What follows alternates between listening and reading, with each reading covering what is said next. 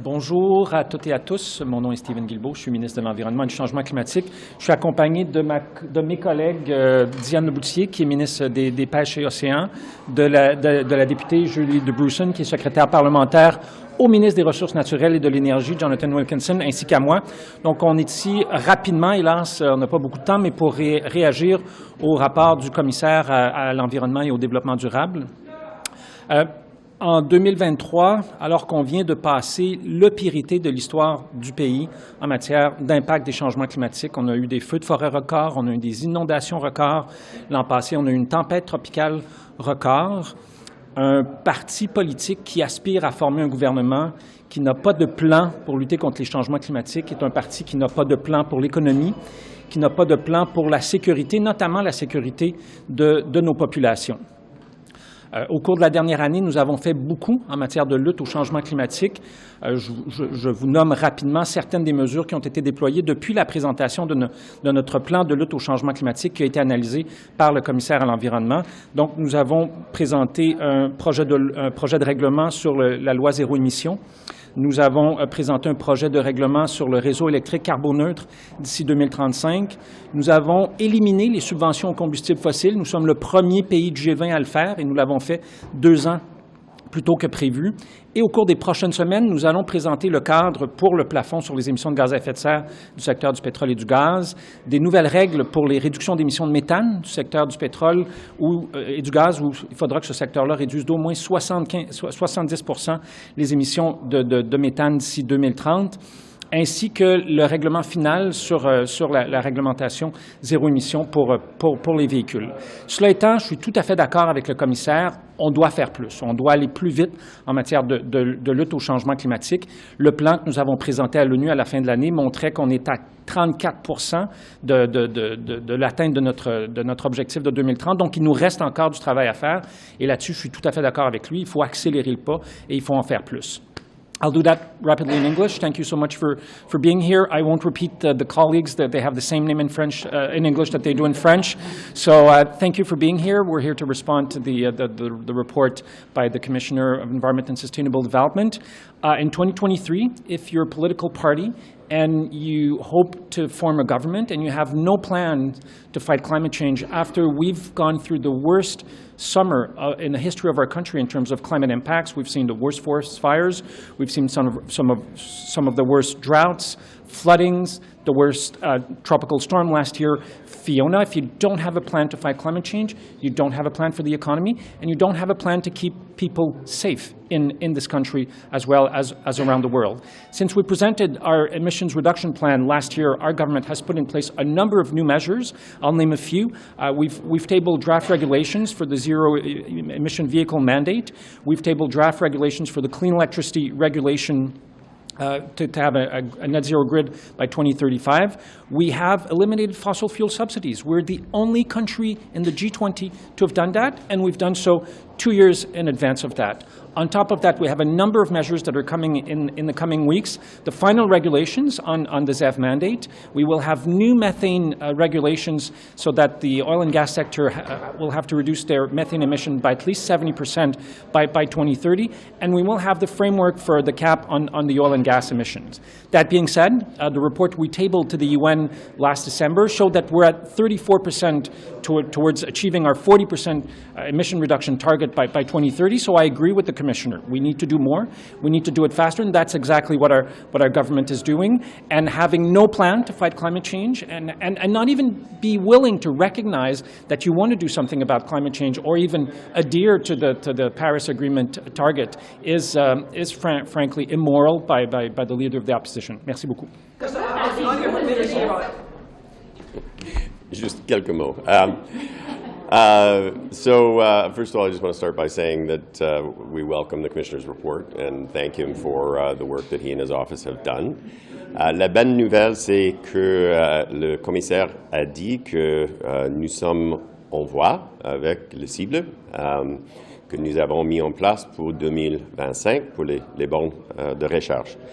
And so that's good news, and I think the Commissioner's report underlined that we are on track. He made a number of recommendations, with which I agree with all of them.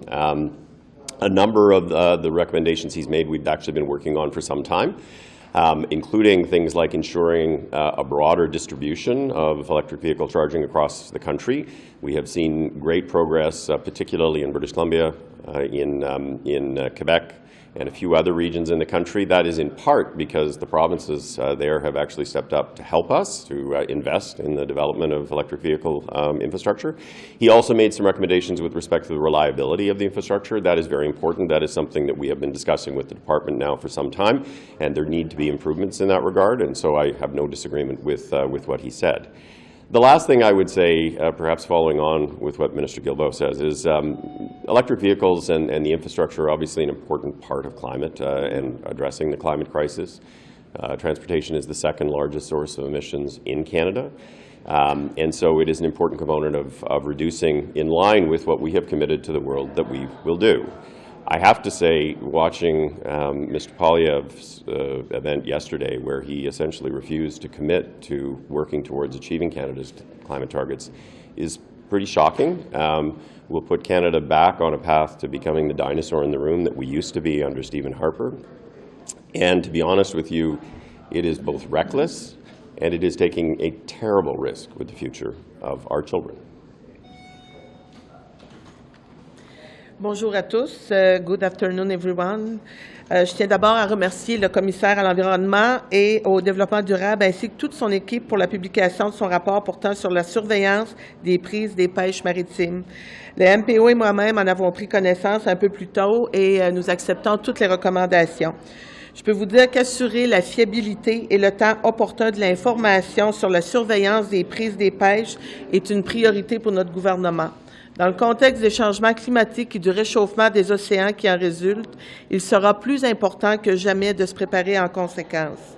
To this end, DFO already relies on solid sources of information to effectively monitor fisheries. That said, better is always possible, which is why we continue to improve the management of our fisheries based on the best available scientific evidence in order to promote healthy fish stocks and productive ecosystems.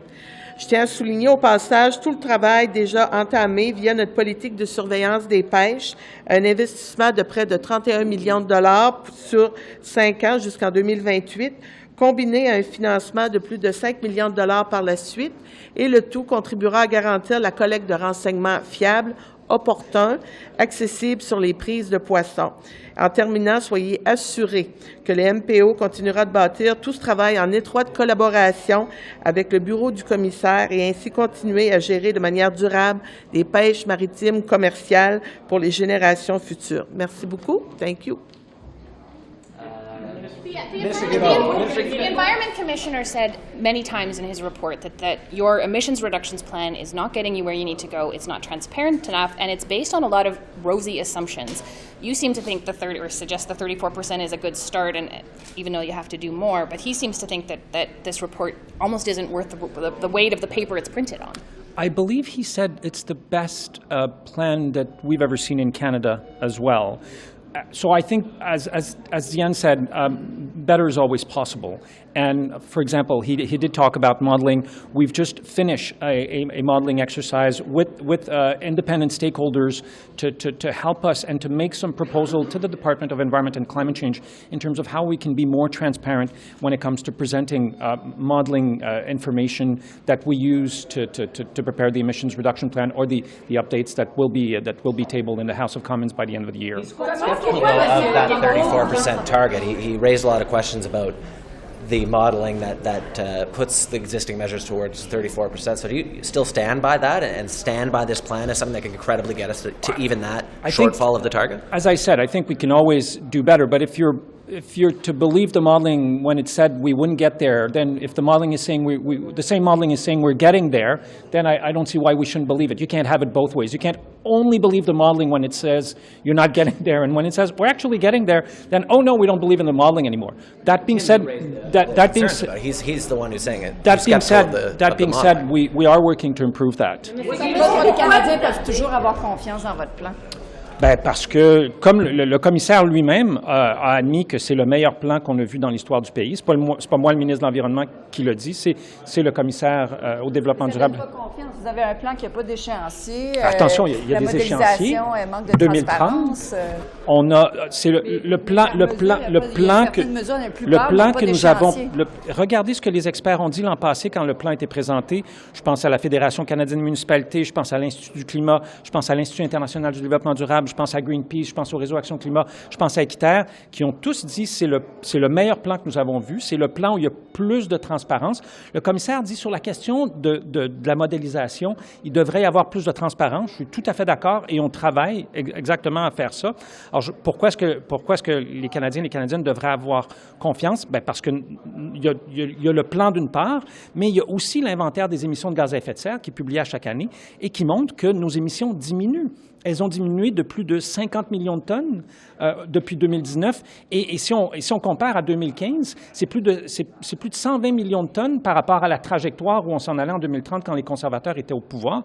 Alors, le plan, il fonctionne, mais cela étant, je suis d'accord avec le commissaire, on doit en faire plus et on doit en faire plus vite. Vos délais, les retards, notamment dans votre politique de plafonnement des émissions des pétrolières, pourquoi vous tardez à sévir contre les pétrolières? Qu'est-ce qui vous empêche d'y aller tout Moi, je vous mets au défi de regarder quelques moments de notre histoire ou même d'autres gouvernements comparables du G7 sur la planète où, dans le cours de la dernière année, on a adopté une norme sur les carburants propres, présenté un règlement sur la loi zéro émission, éliminé les subventions aux combustibles fossiles, présenté un règlement sur le réseau électrique carboneux d'ici 2035. Et au cours des prochaines semaines, nous aurons le cadre pour le plafond sur les émissions de gaz à effet de serre, des nouvelles règles sur le méthane, ainsi que la finalisation du règlement sur la loi zéro émission.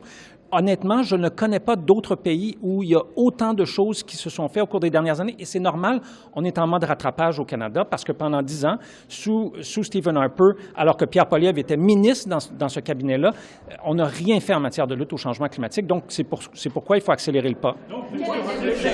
What specifically will you do to close that 6% gap? Well, so as I said, the commissioner based his analysis on last year's emission reduction report. There's a number of new things that have been presented since. Closed it, or? No, that's not what I'm saying, but we will be tabling by the end of the year in the House of Commons the progress report on the emission reduction plan that was presented last year, and we will have some good news to tell Canadians on that. We're finalizing it, so I can't go further than that at this point, but in terms of new measures, clean buildings, Minister Wilkinson and I are working on a greening building strategy as well as a new building code for Canada. The cap on the emission of the oil and gas sector, finalizing the zero-emission vehicle regulations, new methane regulations. So these are all new elements that the commissioner could not have looked at because we haven't finalized them, but we are in the process of doing that. So we're confident that we can get there. There's still 7 years before 2030, but we can't go back. We can't do like Pierre Poilievre say and show up here to this microphone and say, I have no plan to work on climate change. I won't even commit to respecting the Paris Agreement. And even lie to you to say that there's no price on pollution for large emitters in Canada, which we all know is not true. So we can't do that. In order to meet our targets, we need to keep moving and keep working hard every day to ensure that we get there. Commissaire, aujourd'hui, vous êtes formel, vous dites aux Canadiens, vos objectifs pour 2030, vous allez les atteindre?